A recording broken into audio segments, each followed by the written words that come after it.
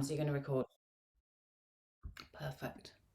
Okay, welcome everybody to the Childhood and Society seminar series. I'm absolutely delighted to have Lee Jerome presenting from his latest work about children's agency within a children's right education framework, 10 propositions, which is, it's always great to have Lee speak to his research. It always generates a lively debate. It's always thought-provoking, and although he calls these propositions, I'm sure they're more provocations. So this is it's part of this seminar series that's been running for quite a few years now, and the aim is to provide a platform, a space for Middlesex researchers to present their work to their colleagues and to the wider world, and to give some sense of what we're up to and the nature of the research that we do, and how significantly it's underlined by the intention to shape practice, policy, and to get us thinking critically about educational research and educational matters. So I'm not going to say any more than that, other than a very warm welcome to you all, and just to remind you that it's being recorded, so if you don't wish to be seen, then pop your camera off, and just to remind you to remain muted throughout. There will be time for question and answer at the end, which I will field, so feel free to pop any questions, comments, reflections, challenges, provocations in the chat as we go along, and I will field those and direct them to Lee towards the end. So that's enough from me, and I'll hand over to Lee. Thanks, Jane. Lovely to have the opportunity to come and talk about this. This is a bit of a kind of a pet topic of mine for a number of years. So I'm going to kind of rush through, hopefully, share some thoughts with you, and then leave some time at the end to see how this resonates with your experience and see what kind of response it generates with you. So I'm looking at children's agency, and I'm particularly interested in looking at this from a kind of teacher's perspective. I'm starting with these images taken from Maya Rose Craig's book. Before I plug my book, I'll plug someone else's, because it's one of the most joyful, optimistic books I've read in a long time. It's a tiny thing, ideal to have knocking around the classroom as an extra little reader, and it's 30 double-page spreads, each one an interview with a young person from around the world who is doing something amazing in relation to climate justice and the struggle for climate justice. So, and what it did for me was, at a time when it's very easy to be pessimistic about our collective agency to affect change, is it just reminded me that there is an amazing community of young people, as well as older people, participating in the struggle and making their own contributions and finding ways to express their agency. That's the plug for Maya's book, and here's the plug for mine. So the stuff I'm talking about today is a slightly weird paper, because it's just kind of us promoting 10 propositions, me and Hugh Starkey, and it came about slightly back to front because we wrote this book over a number of years, which really is just our response to saying, if you start from the perspective of a teacher and you embrace the Convention on the Rights of the Child, then what does that mean for us in terms of the pedagogy we develop in the classroom? And so we wrote the book, and then we were asked to go to a conference and talk about children's agency. And so we went through the book and highlighted all the places where we had talked about children's agency, and then pulled out all of that material and then sat down and kind of hammered it into some kind of shape. So what we're saying may not be particularly innovative, but it's just a kind of collection of some of the most interesting and relevant and useful ideas that we have picked up in a kind of magpie-like fashion as we trundle through the literature to inform our thinking for the book. So the first thing I'm going to say, I mean, although the book is completely framed by children's rights, I'm not going to say very much about that, other than to make the observation that a children's rights perspective does require us to engage with the notion of children's agency, because as well as seeing children as rights holders, it crucially positions them as rights defenders and rights actors. And so agency, or as the UN tends to refer to it, the notion of empowerment, runs through the children's rights literature. And when we talk about agency, we're probably not theorizing agency in any particularly distinctive ways. And I like this starting point from Oswell in his book about different theoretical approaches to agency, which is just to really keep things simple and talk about our capacity to do things, to act on the world and to make a difference. And one of our assumptions is that children have agency. Teachers may have historically in different cultures resisted their agency to varying degrees, but they will assert agency. And so the core challenge for us as educators is to think about how do we engage with the reality of their agency, and how do we nurture the positive expressions of agency rather than just deal with the resistance when it inevitably crops up. And so we're making 10 propositions.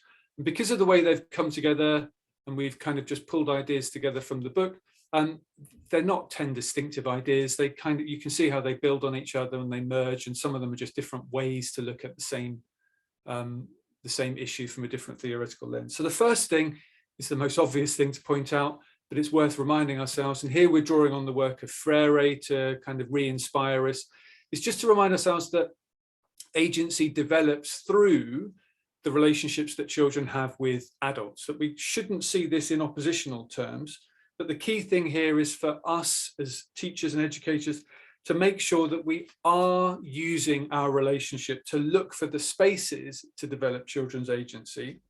And that means being realistic about what the limits are around our own authority. And Freire is amazingly powerful on this, about reminding us where our authority is rightly situated, and it doesn't run across all of the relationships and all of the roles that we inhabit in school and in relationship to young people. So we need to look for the opportunities so we can nurture children's citizenship. The other thing to say about relationships in the classroom is that obviously children's agency can be nurtured through their peer relationships. So it's not all a gift from adults repositioning themselves in their relationships, that we can set up classroom cultures. And here we're drawing on the work of Freire for inspiration, which genuinely create spaces where the children, by planning together, working together, can build their collective sense of agency and start to achieve real projects in the classroom and more broadly through the life of the school and beyond the school. The third thing to say about agency, and here we're drawing on the work of Manisha Bajaj, a bit more current than the other two people I've mentioned so far, is really, she's very articulate about the need to resist the charitable urge. And I think lots of work that we see in schools that's around agency, it does end up, especially when it's outward facing, does end up centering on charity. So you look at rights struggles around the world, you look at people who are struggling, and then the impulse is to do some charitable event so that you can raise money and then provide some services. And people have been critical of that, especially in the context of children in the North helping children in the global South, and dismissed it as a form of white saviorism. I think people default to it because it's not too political and because it builds on children's sense of outrage at the kind of wrongs that they discover in the world. But Bajaj, borrowing from Martin Luther King, talks about this notion of coalitional agency. And what she's saying is, it's great that children are outraged by injustices. It's great that teachers want to do something about it. Don't just default to the urge to do some kind of charitable good works, but build more enduring and more authentic relationships with the people that you want to help. Connect with them, learn about their lives, and negotiate a role for yourself in that broader struggle. Don't just think, you have the gift to provide people that can't do things for themselves. Generally, people who are struggling are doing things for themselves, and they will be able to articulate what they need in terms of extra resources, extra support, and what you are able to provide because of your relatively, comparatively privileged position. The fourth thing we want to say about agency is that it's not all about action, that there is a really kind of important need to focus on how people feel about themselves in the world as well. So this accompanies a developing sense of agency. And it is simply that notion, often referred to as efficacy in the literature, that sense of ourselves, that we are the kind of people that can get things done in the world. And that's partly, as Kahn and Westheimer point out, an internal feeling about what kind of people we are in our relationships with other people, but it's also a sense that people like us can actually be taken seriously, can actually have an impact. And we need to nurture both of those aspects of identity and feeling together. And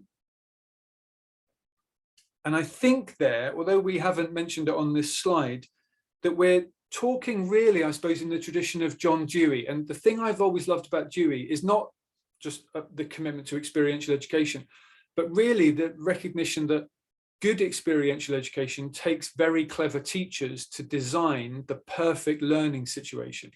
And I think in citizenship education and human rights education, it's really important for teachers to have an eye to what makes the situation potentially useful as a learning experience that will nurture children's efficacy. We can't, bite off too big a challenge, because it will inevitably lead us to a sense of disappointment if we can't affect any change or we can't get our voices heard.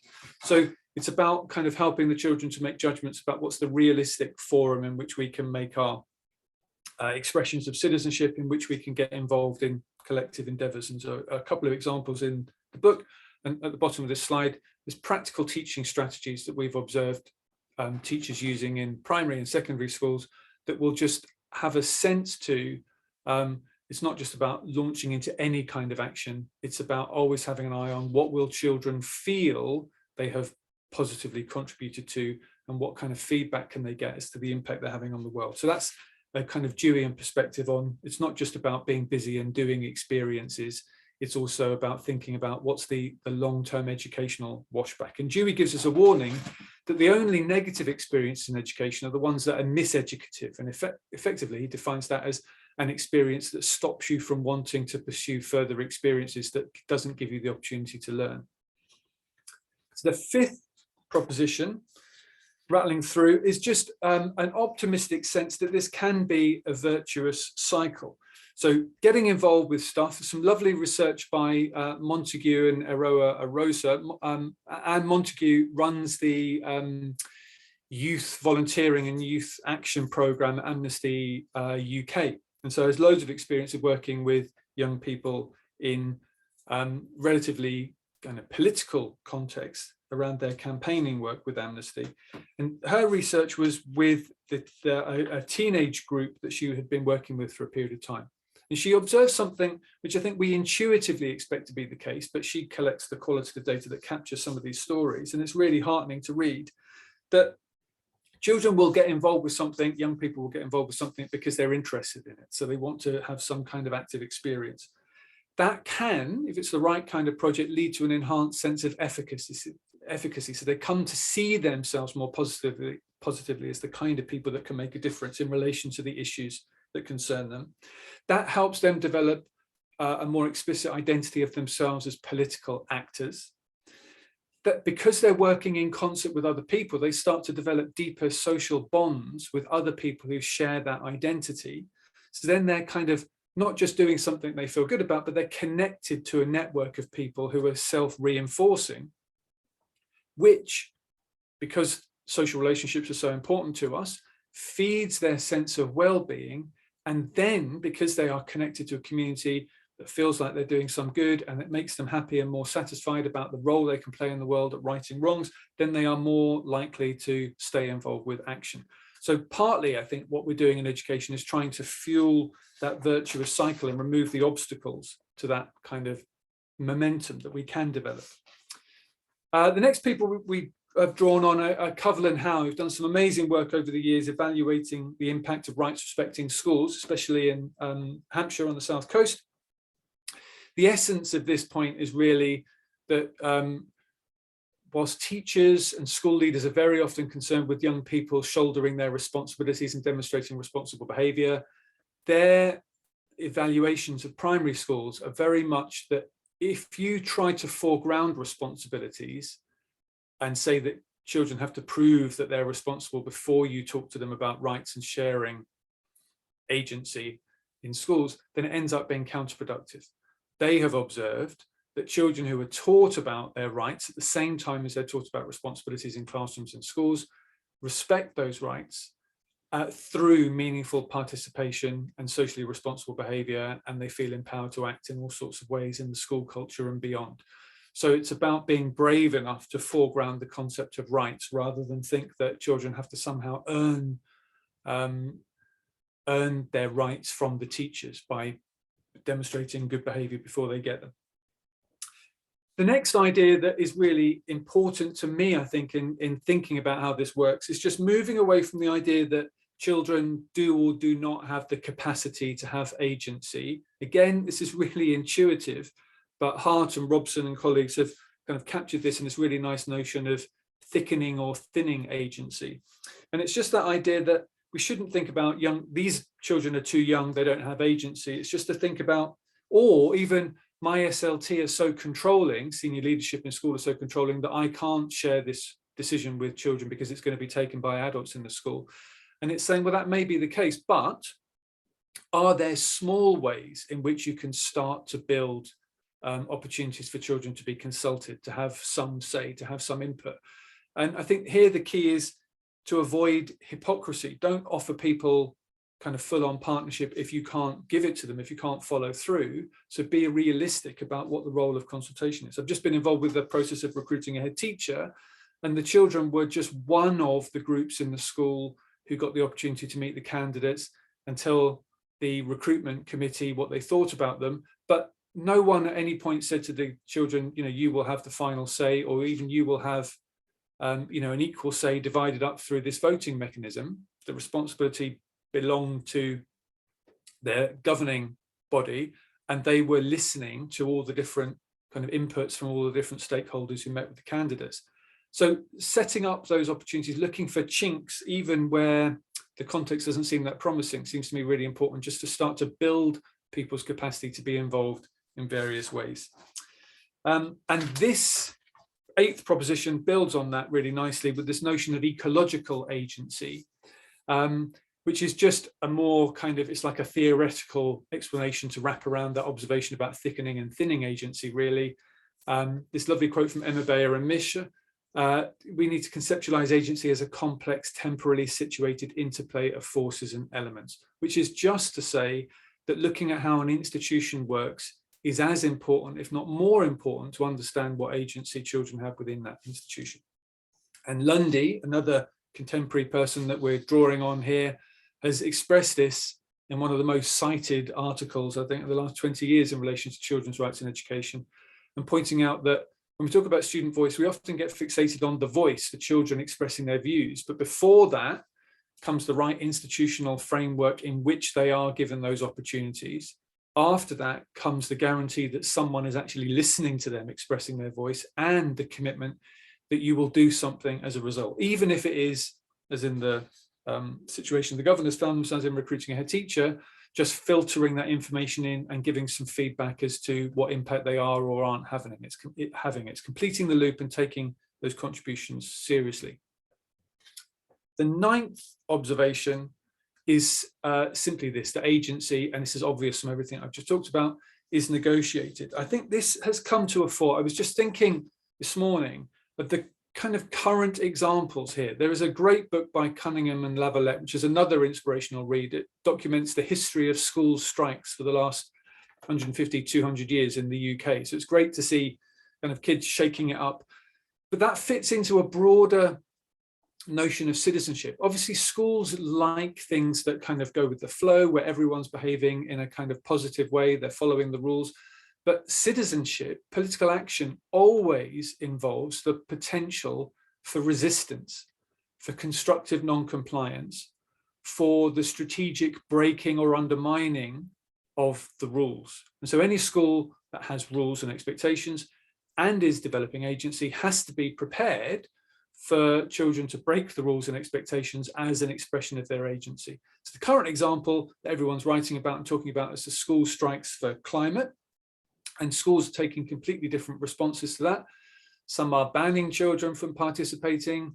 Some are negotiating what the options might be. One school that I was talking to the teacher recently was saying, oh, I hope there's not a clampdown from the government because we've been laying on coaches for kids that want to go and join the local marches. So different responses are open to people. And it seems to me it's really important to negotiate. And if you don't give young people the space to negotiate, then you will kind of stoke up the conflict or clamp down so heavily that you completely destroy their sense of efficacy, which is counterproductive for us all in the long run. So we've got school strikes for climate. Last week, I was watching some really kind of tear-jerking video footage about the children in the school where child Q had that terrible experience that was recently reported on, and they had just walked out of lessons and were protesting and making demands of their senior management. Last year, we had kids doing a similar thing in Pimlico School because they were outraged by the way that their school management were treating them and the curriculum. The year before that, there was an amazing letter circulating that was picked up by loads of other schools and replicated, where the children in Foxton's Academy wrote an open letter to their senior management demanding that they decolonize the curriculum and saying that it wasn't good enough, that although the school was successful in getting them all exams, that they felt like they had an unduly narrow form of history, geography, politics, literature, and it hadn't equipped them to take their place in a diverse, vibrant democracy.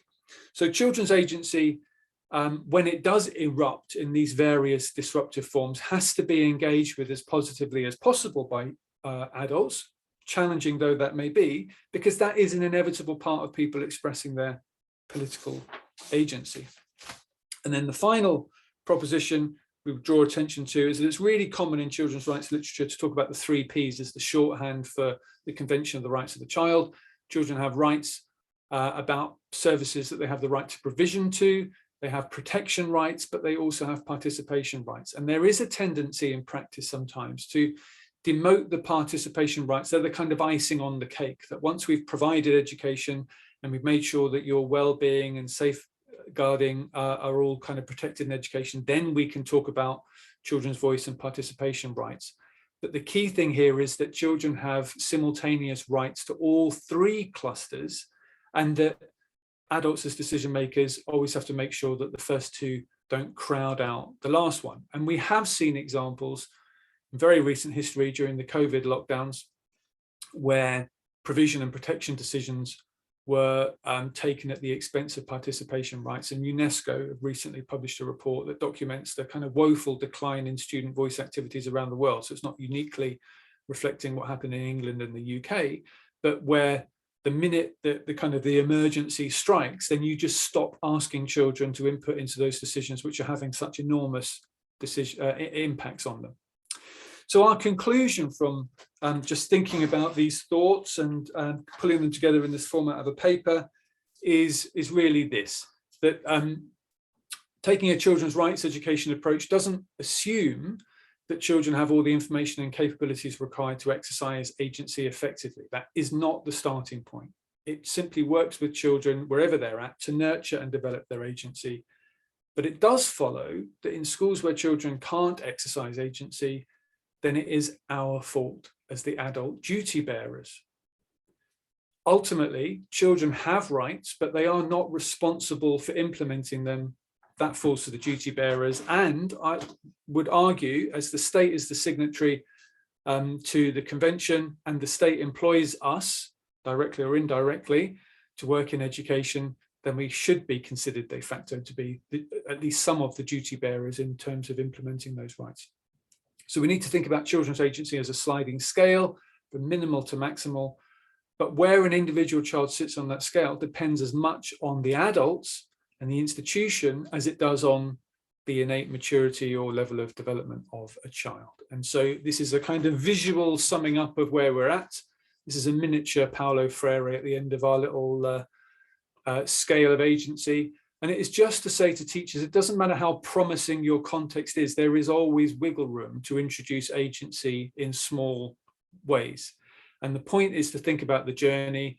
And the thing that makes me optimistic is, if we get to a position where we have nurtured over time children's agency, then the possibilities for education are really limitless. If you have freed yourself from being the sole arbiter as the adult in the room of what happens and when it happens and who can exercise agency when and how and all the rest of it. And if it's a genuinely collaborative exercise where people can play an active part in their own education and in the education of their peers and actively build the culture of the school, then we're, instead of kind of one person being responsible for the education that happens in the classroom, you can imagine a genuinely transformed context in which education simply looks and feels very different from the way it is, which is what we hold out as the promise of a kind of an agency-inspired children's rights education.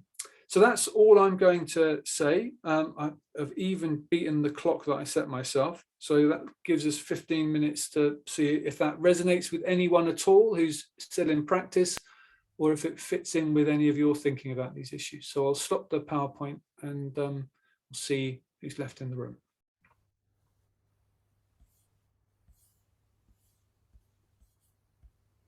So we do have one comment by Anne Langridge. I don't know if you're there, still there, Anne, and you'd like to present this point to Lee. Yes, I'm here. Yeah, no, it resonated very much with me. Currently in a nursery in the East End of Glasgow, and yeah, trying to empower the children in their own learning. But the barriers to that, as I've said in the chat, is that the staff themselves have been over many years micromanaged, and therefore don't have the belief in their own professionalism to take that forward for the children. So it's starting with them as a staff team to empower them and know that they have the capabilities and expertise to enable these children to take the learning forward. So it's a very slow process. We're quite near the beginning of this. Very well established members of staff. There's a mixture of younger members of staff as well, who seem to be at this stage anyway more open to that form of learning. So there are many barriers to break down, but it's trying to show them the benefits of enabling the children to learn through consultation, and knowing that consultation is not just sitting children down in one massive group and saying, what would you like to learn about, with that sort of really it's a difficult question for an adult to answer. What would you like to learn? But it's about knowing that the staff can use observations, not just talking to the children, but listening to them, also seeing how they interact with the learning environment, what kind of play are they engaging in, and then being able to take that forward, and using the children's interests to spark inspiration and motivation for the staff to then create a cycle of motivation from children to staff, from staff to children, if that makes sense. Yeah, no, thank you. That's brilliant. And actually, given your context, we took the concept of ecological agency from Priestley, who was writing about the Scottish curriculum and thinking about teachers' agency. So we've just kind of stolen the idea that he was writing about in terms of teachers' agency in school and used it to think about children's agency. And what you said, although the Scottish curriculum reforms were really premised on teachers having more agency to make decisions about how to interpret and implement the curriculum, I think they found exactly what you're talking about. And that's why we really focus on that. It's no good beating yourself up as a teacher for not being able to do everything. You have to think about what you can currently do and then just do something achievable and celebrate that as the next step. And then once you've built that into the culture, then another step becomes possible. And someone in a lovely school, in a lovely context, with all the right peers and the brilliant manager will be further ahead than you. But the comparative point is, what would have happened if you weren't doing this new project? What would have happened if you weren't doing this slightly changed decision-making system? That's the only kind of measurement that makes sense for you, I think. So I would definitely say Mark Priestley and Gert Biesta's book is worth having a look at. And also it struck me when you were talking that if you take someone like Freinet and that whole kind of international Freinet schools movement, it starts with the idea of building a cooperative structure to do a project. It's not like the whole classroom cooperative has to suddenly begin and take responsibility for everything.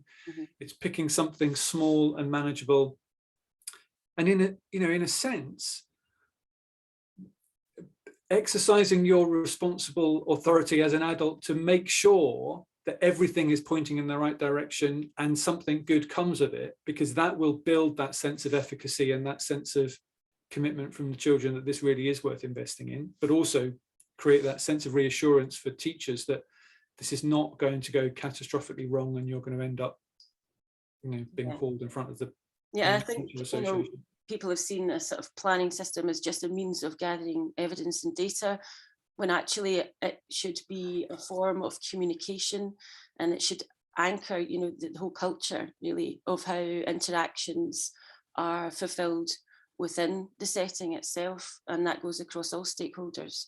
Well, that's the grand aim anyway. Yeah, and actually, Susan's made a point about rights respecting schools as well.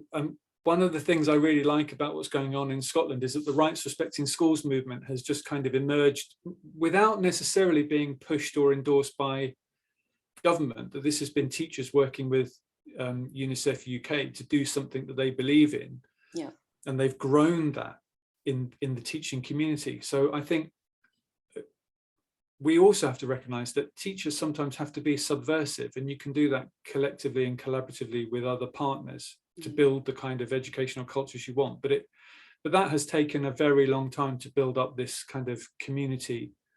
And when I've gone up to visit people doing the evaluations, it strikes me that it kind of, you get the feeling it could run without UNICEF UK being the sponsoring organisation. The schools pay for it themselves. The people that do the support and facilitation are all peers from the local authority. The people that do the preliminary assessments to say whether you've met the standard are other teachers who've already met the standard. So UNICEF are just kind of there, the facilitating overall certificating body, but it really feels like this has kind of been nurtured over the years. So it's a kind of a capacity that the system has created for itself. Yeah. Thank you. Susan, do you want to, you're obviously quite keen to contribute, so do you want to speak to the points that you've made in chat, or to stretch Lee any further on and his response there?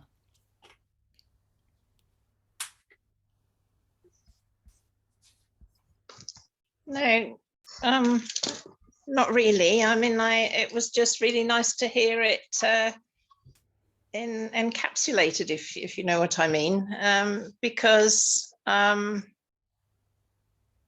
now run, I used to work for UNICEF, but I now run an organisation, and that's what we try to do. But we try to disseminate the notion around the world. And what we're interested in are younger children, because youth is having its day, although it's by no means universal. I mean, it's still, I think, fairly elite youth.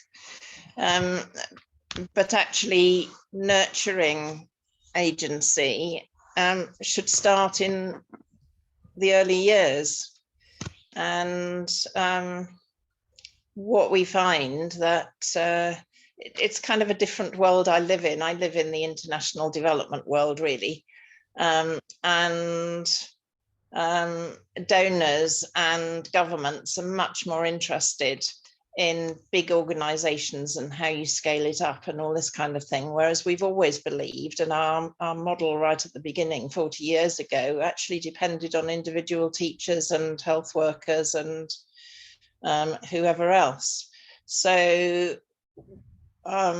it's a little bit, as you say, the UNICEF National Committee isn't always needed. And that's exactly how we like to feel, that we spark the idea and then it runs itself. And it's just taken up rather than promoted. So in a sense, I'm in agreement with all that. And I think Scotland's an interesting example of that, isn't it? Because I think they've seen it, and now they are trying to think about, well, how can you at least make the structure and the national policies wrap around that practice and facilitate it. So now it's kind of impossible to become a qualified teacher in Scotland unless you have demonstrated an understanding of what the Convention on the Rights of the Child says and what it means for your professional practice, which is streets ahead of where we're at in England, or where we're even heading at the moment. But it feels to me like it's easier to commit to when you know half your schools are already rights respecting schools. Just in relation to one of the things you did put in your comments, Susan, do I think UNICEF incorporate all the 10 principles? I suppose I would say it probably depends on which UNICEF school you're in, doesn't it? But UNICEF are a great example, UNICEF UK, National Committee, of starting off a number of years ago with a model and then listening to feedback from schools and other stakeholders and learning from the growing international evidence, and then going back and revising their model and being much more kind of articulate about what they expect schools to demonstrate about the adults as duty bearers and the children as rights holders. So I think that that's interesting to watch their journey as well, because it feels like what they can do now is different from what they were able to do 20 years ago. Yes, no, that's really good. And that's what we're trying to do in Child to Child at the moment, because we're reimagining ourselves. We want to know what people who are implementing this kind of thing want as support rather than what we want to push. I'd be interested to keep touch with you further, actually. Are you an implementer, or are you someone who conceptualizes? I've got a foot in both camps. So I do a lot of research and evaluation work. So I get into the classrooms, but mostly focus in formal education, but also still work with a network of teachers to develop resources and projects as well. So I always like to think about how this works in practice. Yeah, okay, thank you. Interesting. Okay, anyone else out there want to pose a question or a comment, observation?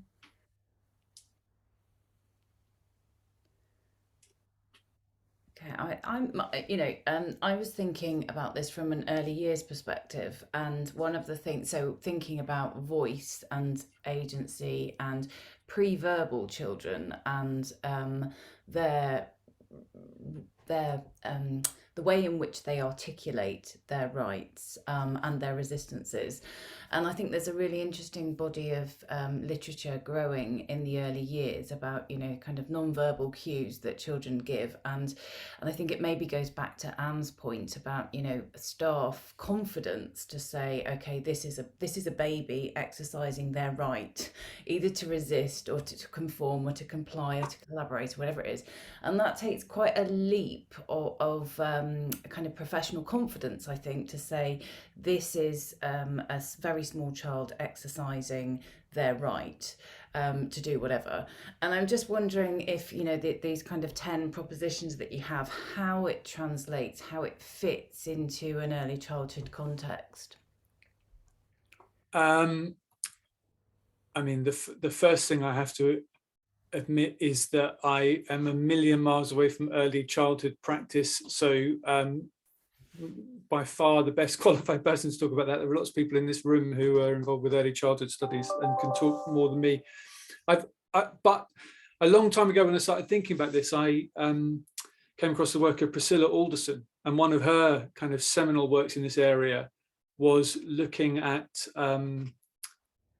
children's rights in the context of the, I don't even know what the right terminology would be, but in the kind of premature baby unit, and looking at how adults engage with children and just the tiny ways in which you can interpret what's right, what's not going right in your care, and arguing that adopting a children's rights framework for those professionals is actually useful because it generates new insights about what you're doing and why you're doing it.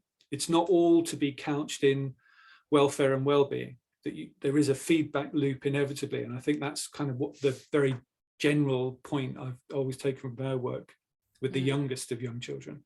Yeah. Are there any early childhood experts here that want to chip in on that point? No, but I think, there's some really interesting literature as well about ethics and rights. So Deb Alban wrote a book about ethics in research with babies and infants. And I think that's really interesting in terms of, how do you get informed consent from a crawling baby? Well, if the crawling baby crawls in the opposite direction, that's, you've got your answer. So, it is that kind of tuning into and the reciprocity and the kind of sensitive way in which you engage with young children, which will give you lots of clues and cues of what to do and what not to do. Yeah, and there is some very interesting work in relation to special educational needs as well, about how we, by kind of default, we just privilege this notion of participation. We reinterpret it as voice, and then we expect people to be able to stand up and articulate a coherent, honed political rationale for their preferred action. And it's kind of just reining it back in and saying, no, we need to think about participation and reciprocal conversations as the starting point for that. Yeah. So interesting and so important. So this is from your book, your already published book, or is this on a paper? Yes, yeah. Well, the book is out, but stupidly expensive. If you're not in a university and you can't get your librarian to buy it, then you need to wait until the paperback comes, probably. But the article, we're really pleased, is open access. So that's in this current edition of Education 3 to 13. On the back of an IOE Paul Hamlin Centre conference last year. And the whole current special edition is picking up on the theme of agency and voice in primary context. So well worth a look. And our piece is free to download as well. Brilliant. That's a really useful resource for everybody. What we can do is, as well as putting this recording up on our website, we'll put a link to that open access resource, because I think that would be really useful for people. Just going to look at the time. We are actually up to 12:45, but we normally run over. So if anybody's got a question, comment, observation, please jump in now.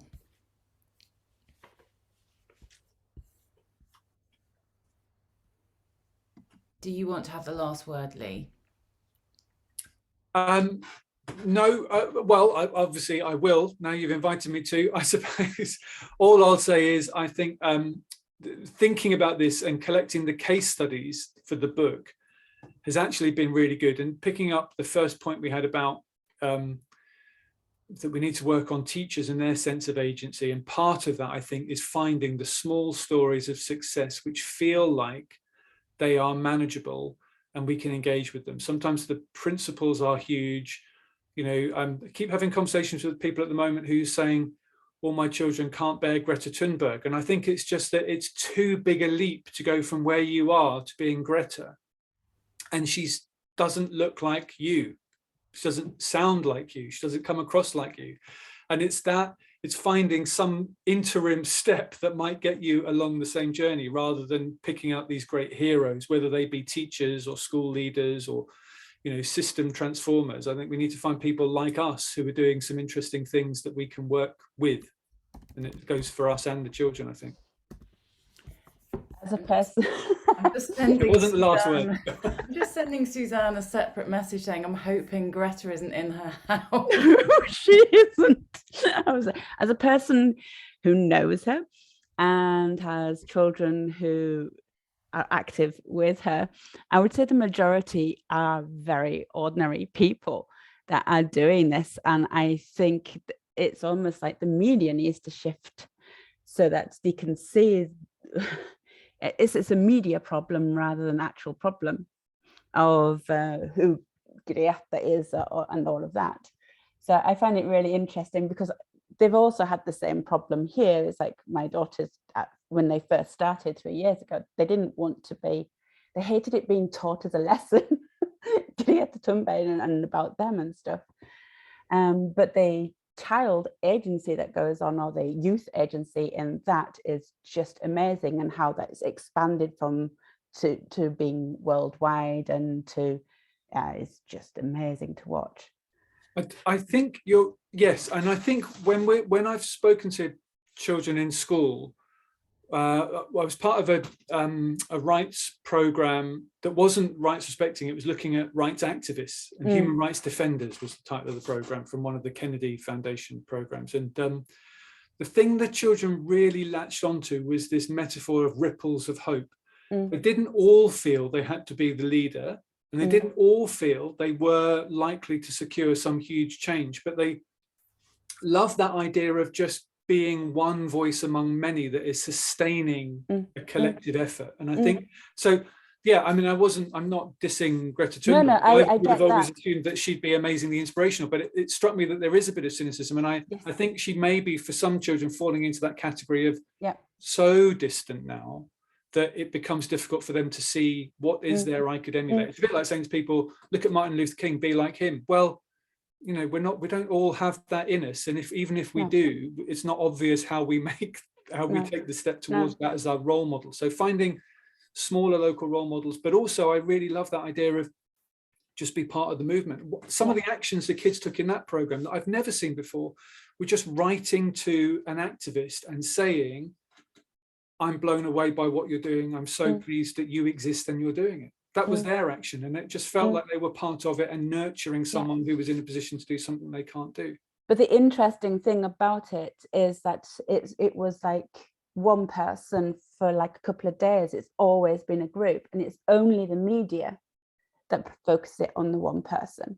Yeah. And I think this is if people knew like the truth of what was going on and that it is a collaborative, I think it would really help these young people who can't identify that. And this is the message that they are constantly trying to get across, that it is a collaboration. But the media never, ever, ever wants to pick up on that. And actually, when I was reviewing Maya Rose Craig's book, I was doing some reading around this, and there was some really interesting research from political scientists talking about who is being recruited into this movement. And they were saying it's almost unprecedented this is a group of adolescent women recruiting each other into the network. There is no big kind of super organization doing the recruitment and education. This feels like people are being recruited through peer networks. And it's that is distinctive and probably going slightly under the radar in some circles. Oh yeah.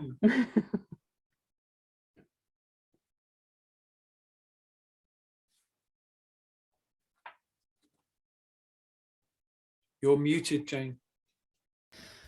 Thank you. I was just saying, I think we've run out of time, but Susan has very helpfully put a link to Lee's article in the chat. So if anybody wants to quickly click on that now, we'll post it up, as I say, into onto our website as well. But thank you all so much for lots of thank yous, and this has been very inspirational. And I think the room is grateful, and there's lots of thumbs going up and applause. So brilliant. Thank you so much, Lee. It's as ever a real pleasure to have you come and talk about your work and to get us thinking deeply about these issues and how it relates to practice. So thanks so much, and thank you to you all for coming along.